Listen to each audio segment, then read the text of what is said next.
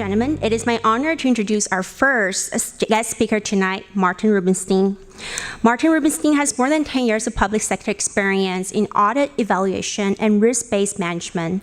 Since the beginning of 2014, he has held the position of Chief Audit and Evaluation Executive and Integrity Officer of Transport Canada, where he is responsible for providing the Deputy Minister and the Associate Deputy Minister with the insight on the effectiveness and adequacy of the departmental risk management practices, control and governance processes, and on the effectiveness of TC policies and programs. Martin also represents Canada as a member of the Audit Committee for the Organization of American States. Prior to joining Transport Canada, Martin worked with the Canadian Institute of Health Research, where he served as the Chief Audit Executive since 2011. He spent a number of years in private practice before joining public service in 2004 as an audit manager for Foreign Affairs and International Trade Canada. After a brief stay in 2008 as Director, Internal Audit at Carleton University, he returned to the public service in 2009, assuming the role of Director, Internal Audit of Natural Resources. Marty is a graduate of Carleton University. Ladies and gentlemen, please welcome me in welcoming Martin Rubenstein.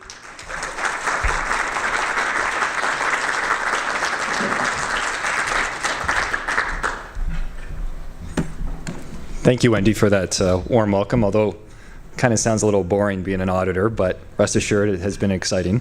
Good evening. Thank you for having me. I'd like to thank the Aspiring Leaders Network specifically for inviting me here tonight. I think it's a wonderful network, a wonderful opportunity. I wish I had something like this earlier on in my career. I also had the pleasure of participating in the mentoring, or the speed mentoring program. I didn't say speed dating, which was good. I've been saying that too many times. The speed mentoring program that the FLMI put on, and I recognize a few of you that I spoke with. I think it's another wonderful opportunity for all of you to participate in, so I encourage you to sign up. So they asked me to speak about leadership as my topic of my presentation here tonight.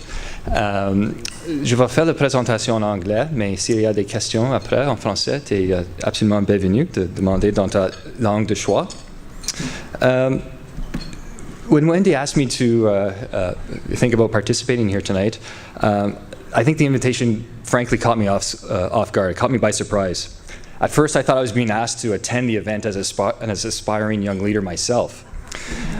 Then the organizers asked me, well, do you want to talk before or after Kevin Page? And I was a bit dumbfounded because I sort of thought, well, have they lost their mind? You know, I go to these events to listen to folks like Kevin Page, to interact with others, to find out what good leadership is. And I'm still trying to figure it out. So after some reflection and the realization that when I go to, my Starbucks barista does call me sir, and everywhere else I go, I'm called sir, probably older than I thought I could at least talk to the audience, although I thought it was going to be much smaller, have an informal interaction on what my experience has been in leadership, the good, the bad, maybe even the ugly.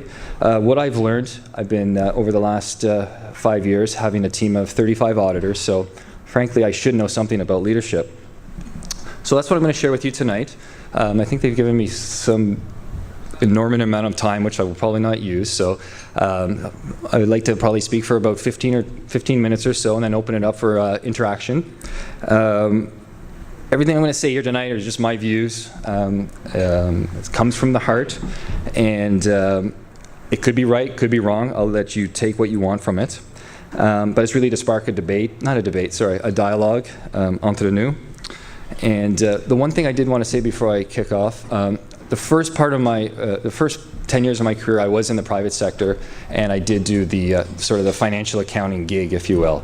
So although the last 10 years or 12 years have been in internal audit, I think a lot of what I'm going to say here tonight applies equally as the finance community.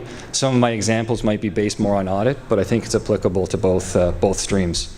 And in the end, and maybe Chatham House rules here, I eventually probably want to jump back into the finance stream. So it's definitely something that I thought about. So let's get into this. No slides either. There's a bar in the room for a presentation, so it's completely informal. So I think as any good, what do the pros say on what leadership is? I think as any, good aspiring leader would do, I started to do research on what the pros say.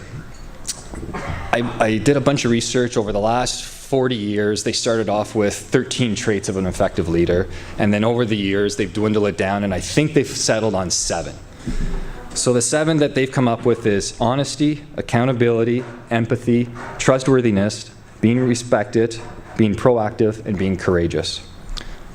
I thought, yeah, that's about right. I probably just end the presentation right there and call it a day.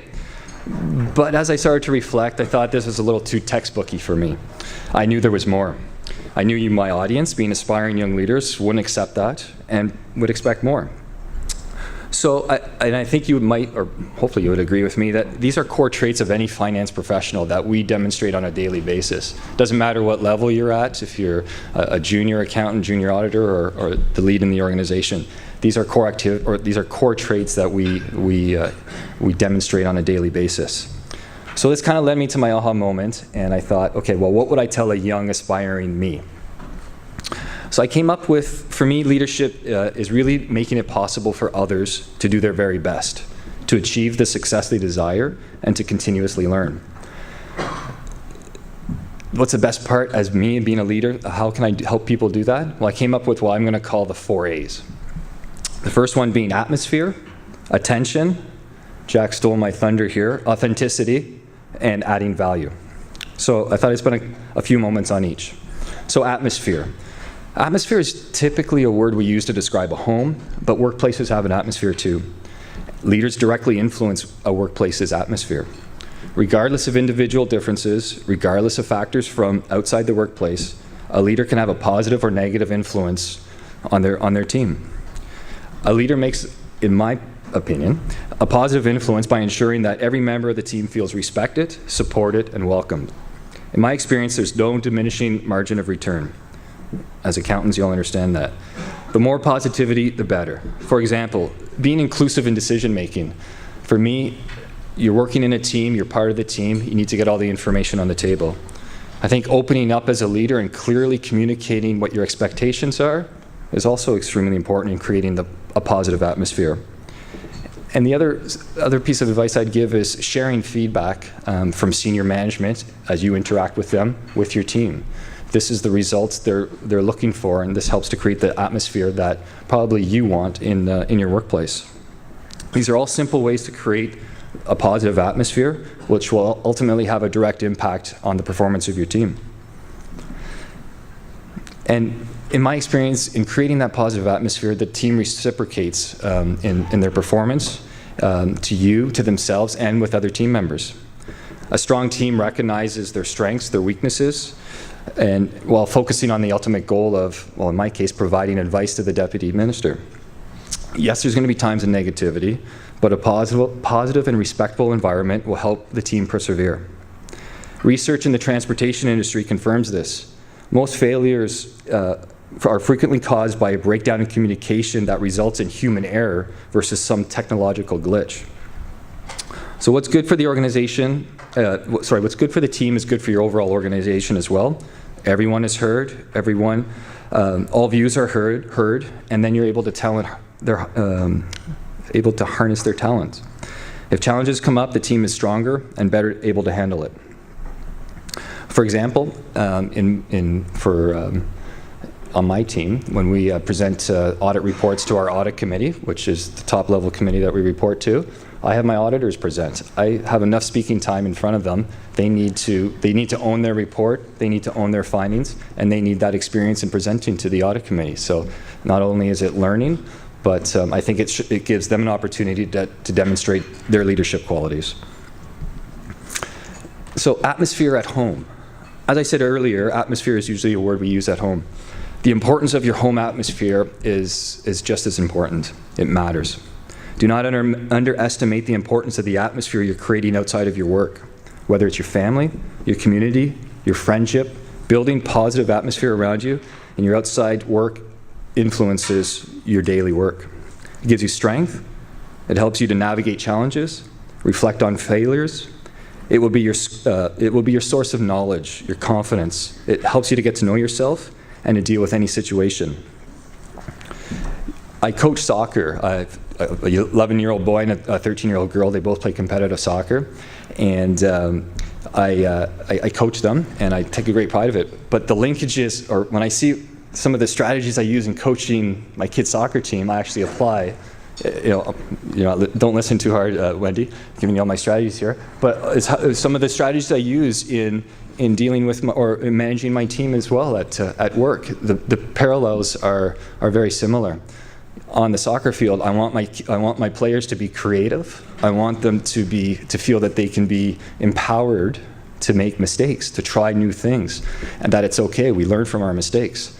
I do that in the same context with my audit and evaluation team. Granted, you can only make the same mistake so many times before it comes to be a problem.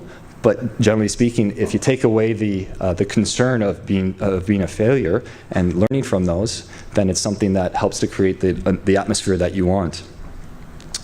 Frankly, your team is tuned into this as well. Should have Wendy come up and give us a presentation on whether anything I'm saying here is true or not. But I'm a big fan of quotes. So, beauty is only skin deep, but ugly goes to the bone. The atmosphere and culture you create will be influenced by your actions. Another quote for you. Your actions speak so loudly, I cannot see your words. Your words need to match your action, and this will define your atmosphere, your leadership style, and whether the team follows you or not. That is why I bring up the importance of personal atmosphere. Do not let the ends justify the means. Take care of yourself. Every deputy I've spoken to, every senior manager that I reported to, I always ask, I find out how do you keep, there's information overload, your timetable is so busy, it's go, go, go. How do you keep the sanity? And some of the things that I've learned from them is you have to take care of yourself, you have to be healthy, you have to exercise, you need to eat well, you need to get enough sleep. I would also say you need to, and I'm going to put this in quotes, marry well. I think you have to have a positive relationship at home, right?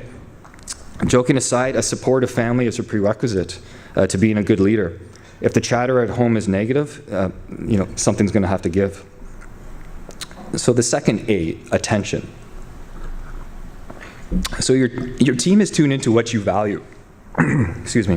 What people see you valuing, they will reproduce. Attention is the currency of leadership. What you tend to, the organization or the team will tend to. So another saying for you, which I'm sure you've all heard, what gets measured gets done. I learned early on in my career that what I did as a leader has a significant degree of influence on how my team will perform. Frankly, this is the most powerful tool you have as a leader. It is the instrument you use to create the atmosphere that you want. I have a few more examples here for you. My son also plays hockey, which I don't coach. My dad could have made the Bruins. My mom was in ice capades, and I can't skate. But I was at a hockey tournament last weekend in Vermont with my son, and I was somewhat disappointed.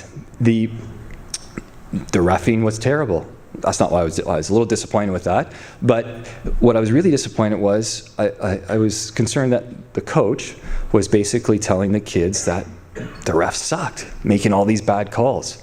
And of course, what happened? The players came out and spoke to all their parents, and guess what they said? Not, hey, we had fun playing the game, or hey, we had a good time. We lost, but we tried our best. The refs sucked. We would have won that game if the ref was making the right calls, which is probably the wrong attitude, in my mind anyways. So that's an example of how you as a leader, the coach, personifies their opinions, rightly or wrongly, but it was, in my opinion, negative, and that's how the players or the team members saw every ref from that game on. Another example, more of a work-related example, I'll give you two. My first couple weeks at Transport, I'm a little goofy. I like certain kinds of pens, right? So I said, I love these pens, right? This is terrific. The week after that, they bought all these pens for everybody on the team. These were the pens that we were going to use, which I thought was a little bit overboard. But it does show that you have a certain amount of influence in that context. More importantly, my approach to internal audit, it was something I take pride in. I'm not a police officer. I'm not looking to point fingers. I'm looking to add value to the organization. it didn't happen so much at transport, but in previous organizations that I've been with, that was not the culture. The audit team was a police officer. So when I showed up and trying to be the leader in that context, it was challenging, but I had to stick to my guns and show them that this is the way I thought things needed to work. And in all my interactions on every single audit issue or on any audit plan that we were creating, I would always have that perception or that 2 cents to add, that, hey, is this going to add value? And finally, they listened to, not listened to me in a negative way, but they finally caught on that, yeah, this is the way we should be doing things. So that being said, I think in the end it's a balancing act, trying to figure out what you need to tend to. Like I said previously, your days are really busy. The team's going to compete for your attention. Even today when I walked into the office before coming here, I'm not even putting my briefcase down, and there people are asking for questions and they're looking for support. And I don't end up anymore as a leader, as the CAE, really doing audits. You're dealing with every issue under the sun. So you need to know that you play a strategic role in the organization, and you need to define what you want your team to be concentrating on and what you want to concentrate on as the leader.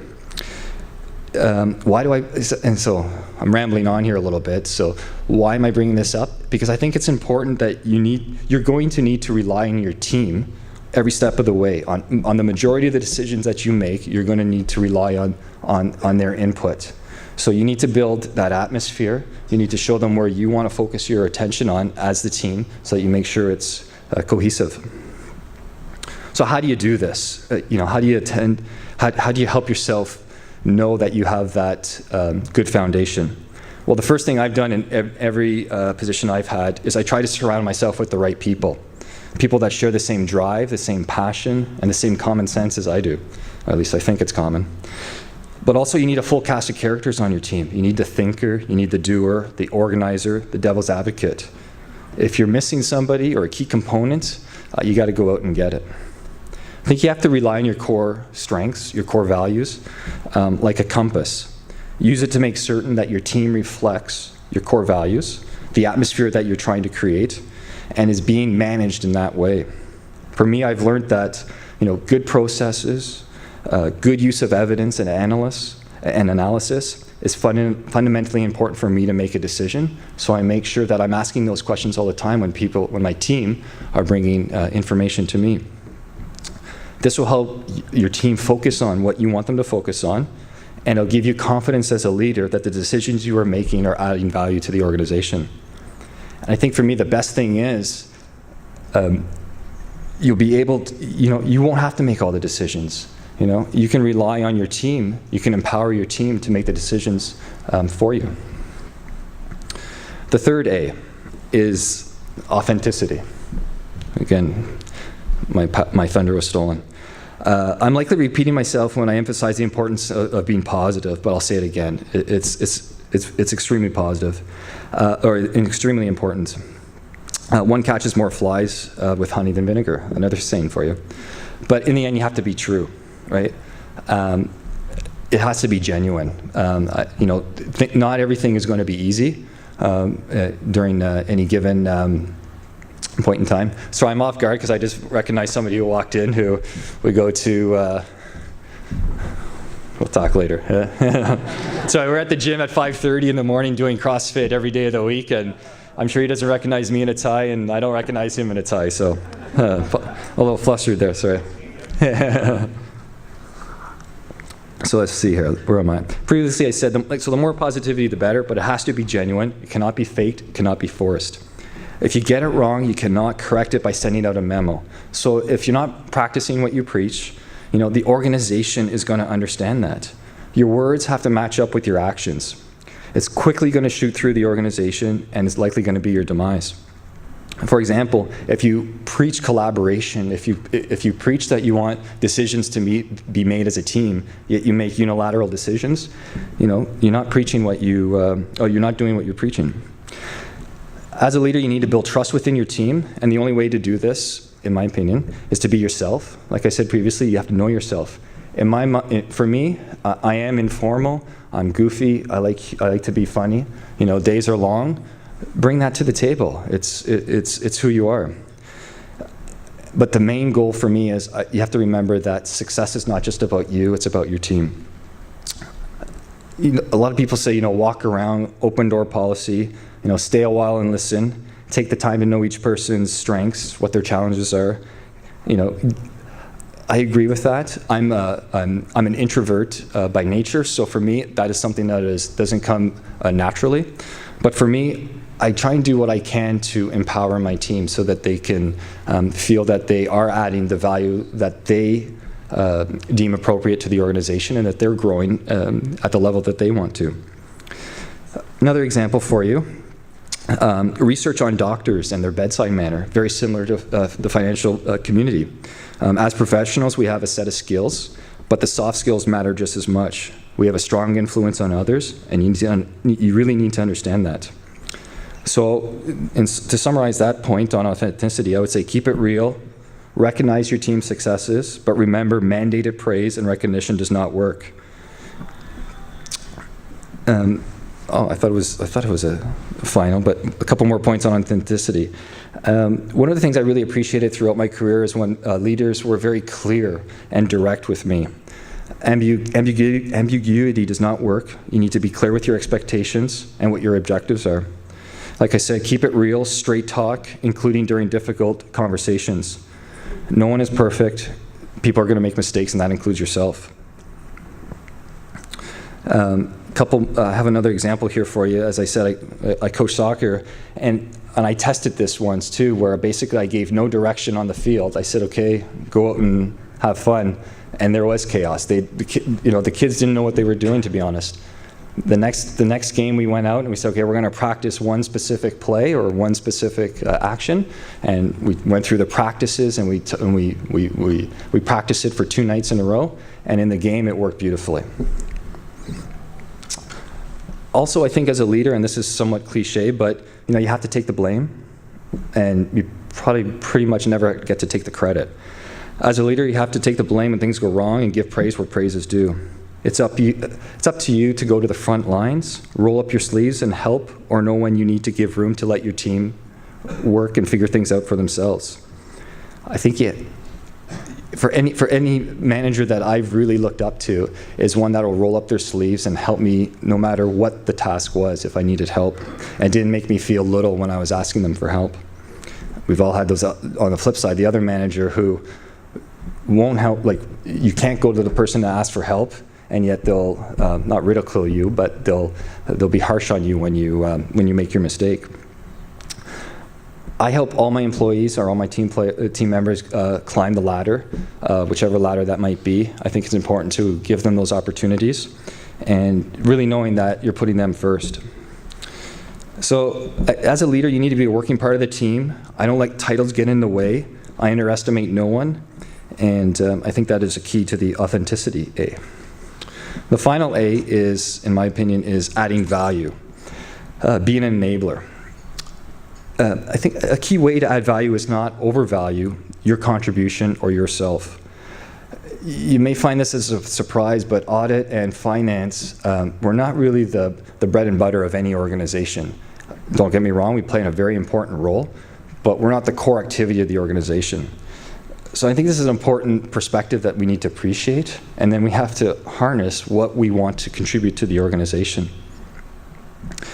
For audit, and I would argue finance as well, we have the luxury of looking horizontally across the entire organization. That's pretty powerful because not too many functions have that perspective. So I think we have to draw certain linkages and make sure that senior management understand that. I think you need to work with management to see the larger context, make strategic connections, push beyond your comfort zones. One person that I always looked up to always talked about his bucket. He would always have certain things that he was very comfortable with in his bucket, and not, you got to reach outside your comfort zones, and then you can, put that new activity in your bucket so you can feel confident in yourself and moving forward. Take your IA or your internal audit or finance hat off and put your executive management hat on. Generally speaking, that's why I like the word enabler. I don't like the word internal auditor. I think we should be internal advisor or internal enablers. Because I think in the end, that's what we're really striving to do.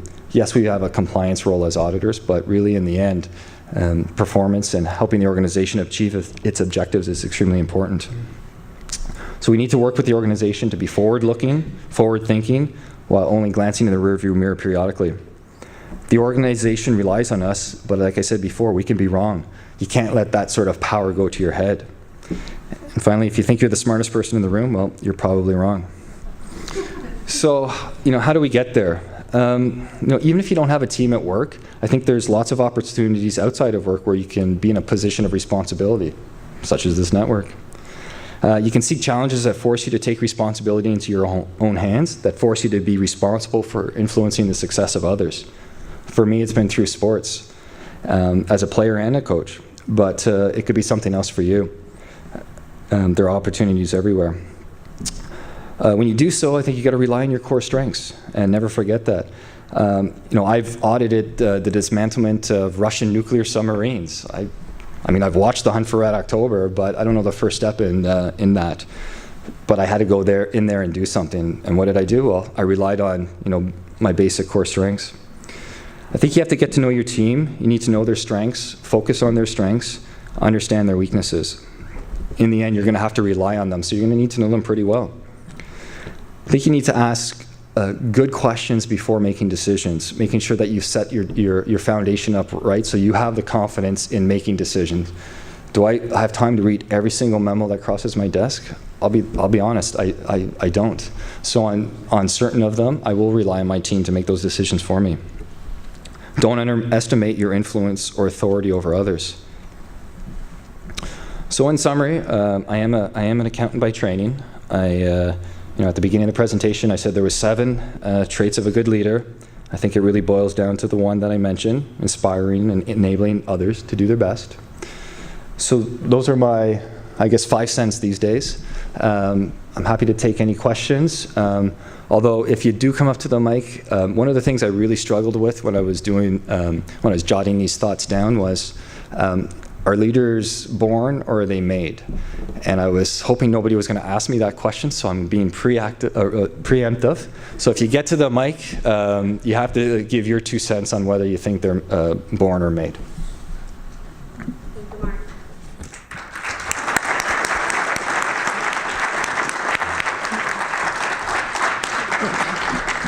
Thank you for the warm messages from your heart. You brought a lot of important soft skills and values that we should all work on, especially if we wish to become one of the senior leaders in public sector or private sectors.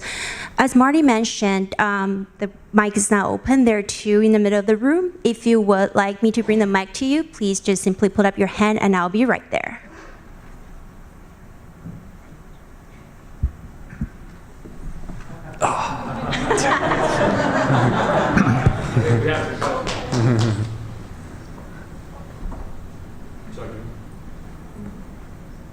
Do we have any questions? Yeah, we have a question right here. Yeah, I'll come find you. Oh, he's at the mic. He was just kicking me off stage so he can do his presentation. No. It's just Martin, our leaders, are they born or are they made?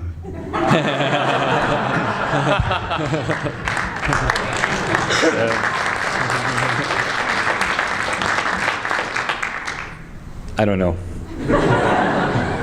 I think, it's funny. Being at the hockey tournament over the weekend, I was watching, the boys, and this was their really first time they got to mesh as a team.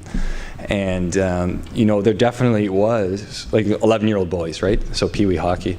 And, you could sort of see certain of them taking on leadership roles. I don't know where they would have learned that at that age, right? So, I know when I played, I go back to sports as my maybe crutch or my where I'm confident in. But I played football and growing up, and I was the quarterback, and so people look to me for certain leadership.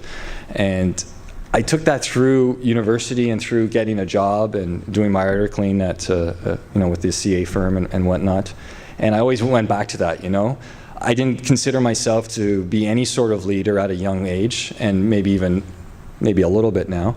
But for me, I think it's being made. I continuously have to work at it. I draw on certain skills like, common sense, respectfulness, and then sort of the other ones like communication and trying to be strategic in everything I do. So I think it's a healthy mix of both. And funny enough, when I come to these events, I really, what inspires me as a leader, I mean, I listen, it's funny, I'll listen to like a college football coach speak or a military officer, like a commander speak. And those folks are like, not on the same level, but my God, those are the most inspiring leaders that I really latch onto because, their team, I mean, not so much on the football where they're on the field to win or lose. I mean, it is, I guess, to them, life or death, if you will. But, they're doing something that is ultimately a life or death situation.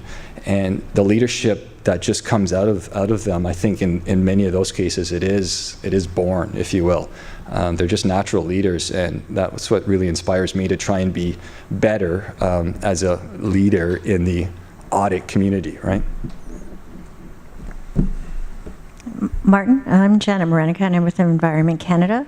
My career as an professional accountant has brought me into the world of audit, consulting, finance, and now in internal control. Last week I was at an IIA Academy session, and it was about career development and the IARD program and looking forward, and today we're with the ALN. I'm wondering from your perspective, what type of work would be attractive to finance professionals that could develop their skills with audit skill sets that possibly are missing from the competency framework in FIs but could strengthen that side? Because that was the conversation we had last week with the auditors in terms of what they could see in the finance area, and possibly you have some creative words to share about what you see in audit that the finance officers here can grab onto and start looking at in the audit world. Yeah.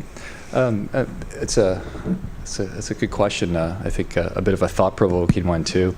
Off the cuff, I would say I think because I have done both as well, right? And on the finance side, I think you're dealing with a lot of technical issues a lot of the time.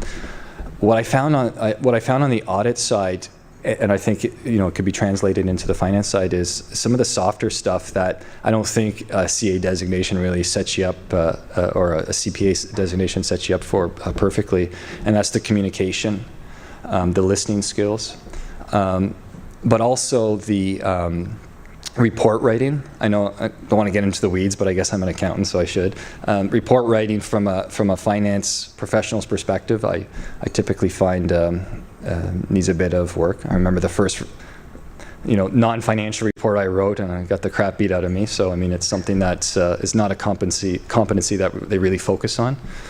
But more importantly, and this is something that I've really work on as well, is when I go to, and I challenge my team as well, when I go to the senior management table, I take my audit or finance hat off and I put my management hat on, or my strategic management hat on, and I try to think in that context. So,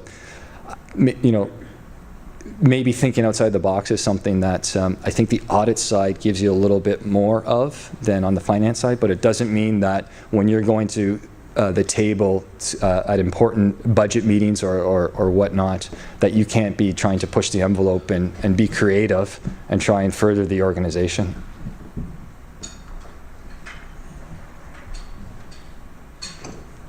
Do we have any other questions?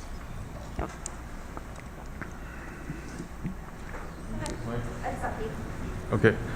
You mentioned a lot of cool things as if they're no big deal. I just want to know, when were you auditing Russian nuclear submarines? Yeah, so that was when I worked at Foreign Affairs. It was under the Global Partnership Program, so if you think, as part of that is even more coolness to it. So basically the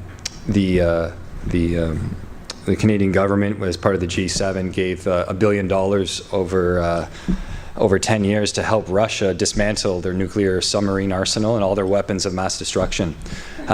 So I was the lucky auditor who said, listen, we need to audit this, so get out there and do something. So I think we have a bit of time. So yeah, that was one stream of it, but another stream of it, which was pretty neat as well, because I got to go all across Russia. Who would have thought an accountant, an auditor, would get to do something so cool? There was also a chemical weapon. They built these, chemical weapon bombs that looked like a football. They had 4 million of them, and if you dropped it in the Super Bowl, it would kill the world, 20 times over. So they had this warehouse out in the middle of Siberia, no controls, no inventory controls or checks. A Russian soldier who was probably making $1,000, I don't know, a month or whatever. At the time Al Qaeda was in full force, they were worried that those bombs could be sold to the highest bidder. But even more interesting was they had 14,000 Russian scientists who, after the Cold War, were no longer creating weapons of mass destruction.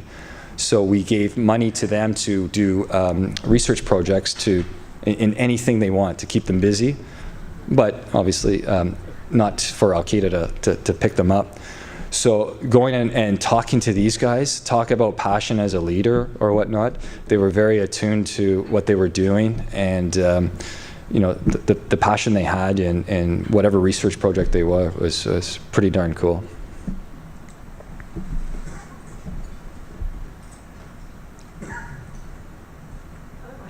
I'm Elena Harding, and I'm the organizer of the Speed Mentoring. Thank you so much for participating. I have a question. Do you think career planning is important, or is it pure luck and timing? Waffle on this one as well. I think it's a healthy mix of both, right? When I was in the private sector and moved over to the public sector, it was on May 17th, 2004. I made a list of what I wanted to do, and I go back to that every May 17th and I figure it out. I've been pretty lucky in my career too, because I haven't actually had to compete for a job. People have come to me and said, hey, we think you would be good for this job. So, but the one thing I have learned in the last couple of years, I'm on the Ottawa U leadership program in governance and public sector leadership. Self-reflection is so important. You have to take the time to reflect on whatever it is, and I think your career is extremely important. When I was joking, I'm an aspiring young leader myself. I mean, I've got 20 years to go. What's next? I don't know. I think you have to think about it. Good evening. My name is Christine Robichaud. I'm a regional manager for internal control for the RCMP. Often in government, I find that when they see a good leader, you tend to move up into a manager's position. And sometimes I find it very hard to take my leader's hat and change it to a manager's hat. So what would you have to recommend as a recommendation or tricks, like how we can use our skills as a leader to be a better manager? Maybe I'm not completely understanding your question, because I think you have to use your leadership qualities to help you get through as a manager, right? What I've seen historically, and this may sound a little negative, is almost the opposite, right? People being promoted to manager that may not have necessarily the skill set to succeed, and that's where they have to work at it. So once again, I think one of the points I made in my own reflection on this topic is stick to your core values, stick to your guns, what you're comfortable with, and don't waver on it, right? Because I think part of the thing you're getting at is, as a manager, you're no longer necessarily doing some of the accounting work or the audit work. You're managing it, right? And that can be difficult for some. But I think if you're able to build that atmosphere and you're able to rely on the judgment of your team members, then I think it makes it a lot easier.